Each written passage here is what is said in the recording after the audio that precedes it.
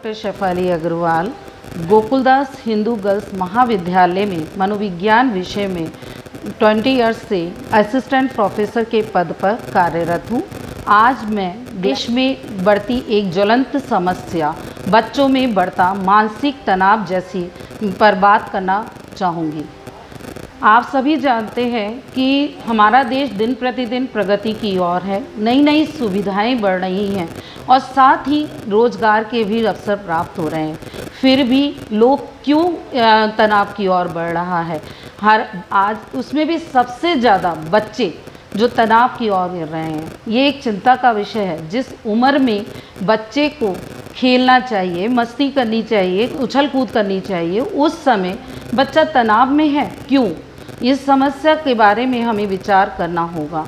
ऐसा समय ऐसा भी आता है कि यही तनाव डिप्रेशन का रूप ले लेता है जब बढ़कर, और जब ये डिप्रेशन का रूप लेता है तो बच्चा सुसाइड अटैम्प्ट करने की भी कोशिश करता है।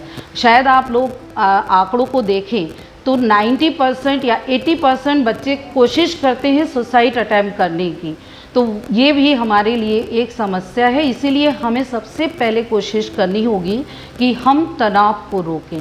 तनाव को रोकने के लिए हमें जानना होगा कि ऐसा क्या कारण है कि बच्चा तनाव की ओर जा रहा है। उसमें सबसे पहला मुख्य कारण है हमारे पेरेंट्स के पास आज इतना टाइम नहीं होता कि वो अपने बच्चे को टाइम दे पाए। उसका भी मुख्य कारण यही है कि वो जॉब करते हैं दोनों, और दोनों जब जॉब करते हैं तो वो बच्चे के लिए एक मेड रख देते हैं। मेड बच्चे को क्या पूरा समय दे पाती है? बच्चे की हर समस्या को हल कर पाती है? वो उसको वो ध्यान दे पाती है जो एक पेरेंट्स देते हैं? कई बार तो ऐसा होता है कि बच्चा माँ बाप को देखे बिना 2-2, 3-3 दिन हो जाते हैं या उससे भी ज़्यादा। रीज़न क्या है कि जब पेरेंट्स घर के अंदर आते हैं तो बच्चा सो जाता है, और जब बच्चा उठता है या तो पेरेंट्स चले जाते हैं, या बच्चा यदि पेरेंट्स नहीं उठते तो बच्चा स्कूल चला जाता है, स्कूल जाने के बाद उठता है, क्योंकि पेरेंट्स तो ये जानते हैं कि बच्चा को मेड निपटा के भेज ही देगी। उसके साथ साथ दूसरा कारण एक उसकी बढ़ती पढ़ाई है, होमवर्क है। आज बच्चे के पास इतना पढ़ाई का वर्डन है और 7 नंबर पाने का एक रेस है। उसके हर पेरेंट्स ये चाहता है कि मेरा बच्चा 100% मार्क्स वाला होना चाहिए, मेरा बच्चा ऑल इन वन होना चाहिए, वो हर जगह परफॉर्मेंस परफेक्ट दे। क्या हर बच्चा परफेक्ट हो सकता है? बच्चे के 100% मार्क्स के चक्कर में वे बच्चे को बाहर आउटडोर गेम्स के लिए रोक देते हैं, उसे एक कमरे में बंद कर देते हैं और कहते हैं यदि थोड़ा टाइम मिल रहा है तो कंप्यूटर इंटरनेट पे सर्च करते रहो। तो ऐसे में बच्चा एक गंभीर रूप ले रहा है। क्यों? क्योंकि उसके भावात्मक दबाव बढ़ता चला जा रहा है और उसको ऊपर नंबर कम आने का इतना डर रहता है कि वह अपना विश्वास खो देता है, क्योंकि उसे ये लगता है कि मेरे पेरेंट्स मेरे ऊपर गुस्सा होंगे।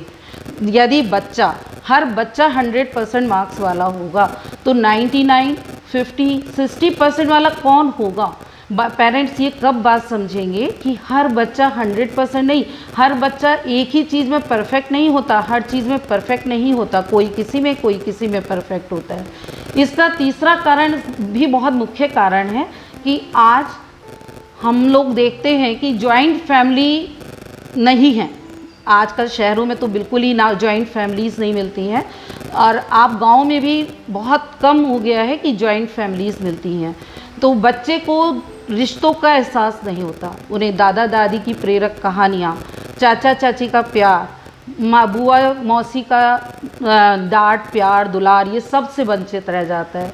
और इस कारण बच्चा जब कभी बाहर जाता है और उसके ऊपर कोई जरा सा तेज़ बोल देता है या बच्चे को की गलती का एहसास कराता है तो उसे लगता है कि वो एग्रेसिव होता है और उसको लगता है कि मैं गलत हूँ। तो ऐसे में भी इसका एक बहुत बड़ा दोष है। और आजकल हमने ये भी देखा है कि 80 से 90% पेरेंट्स में सेपरेशन हो रहा है, और उससे पहले उन दोनों के बीच में बहुत लड़ाइयाँ होती हैं जिसका असर बच्चे के ऊपर पड़ता है। आपस में गाली गलौज होती है, वो बच्चे पे पड़ता है। तो हम पेरेंट्स को चाहिए कि बच्चे के ऊपर सामने गाली गलौज या लड़ाई ना करें, क्योंकि इसका प्रभाव बच्चे के ऊपर बहुत ज़्यादा पड़ रहा है और बच्चा अपना बचपन खो रहा है। अब प्रश्न उठता है कि हमारे सामने हम कैसे जानें कि बच्चा स्ट्रेस की ओर बढ़ रहा है। जब बच्चा तनावग्रस्त होने लगता है तो रात को या दिन में बिस्तर बहुत अधिक टॉयलेट के द्वारा गीला करता है, नाखून चबाने लगता है और अपनी जो सबसे पसंदीदा चीज़ें हैं उनसे वो दूर होने लगता है। साथ ही स्कूल जाने से डरता है, स्कूल से रोज़ उसकी शिकायतें आनी शुरू हो जाती हैं और साथ ही साथ उसके खाने खेलने का समय बदल जाता है और या वो बिल्कुल छोड़ देता है। ऐसे में हम पेरेंट्स को बिल्कुल सतर्क हो जाना चाहिए और ध्यान देना चाहिए कि बच्चे को क्या करा जाए। तो सबसे पहले बच्चे के लिए पेरेंट्स को थोड़ा समय निकालना चाहिए। एक दिन में कुछ 1 घंटा उसके लिए रखें, चाहे वो लंच टाइम हो, ब्रेकफास्ट टाइम हो या डिनर का टाइम हो, जो बच्चे के साथ किया जाए और बच्चे की समस्या को सुना जाए और आजकल की बातों पे बात की जाए। उन्हें कभी कभी मूवीज़ दिखाने के लिए ले जाना चाहिए या साथ में बैठकर घर पर भी मूवीज़ दे सकते हैं।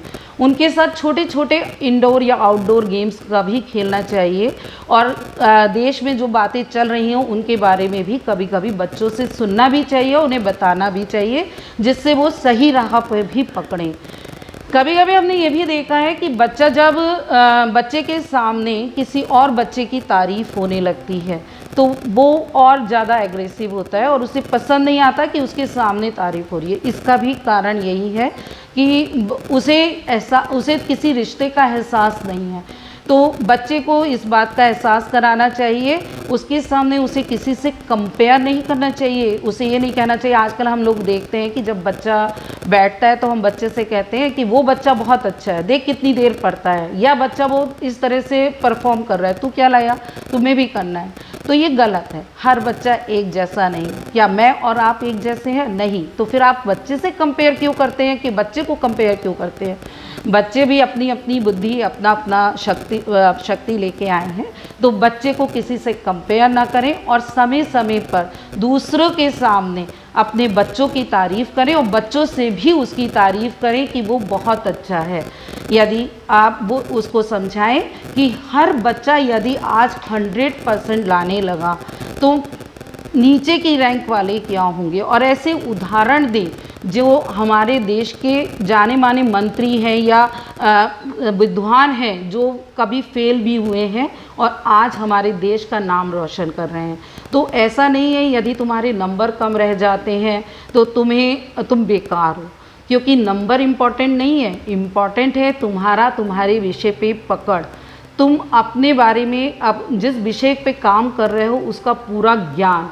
इसीलिए सबसे पहले हमें पेरेंट्स को बदलना होगा। यदि पेरेंट्स बच्चे की ओर पूरी ओर ध्यान देने लगे, बच्चे का थोड़ा सा ध्यान देखते हैं, तो हमारे देश की ये ज्वलंत समस्या बदल जाएगी, ख़त्म हो जाएगी पूरी तरह से। यकीन मानिए हम बच्चे हमारे हैं, किसी और के नहीं। इसी के साथ मैं अपनी समाप्त करती हूँ। धन्यवाद।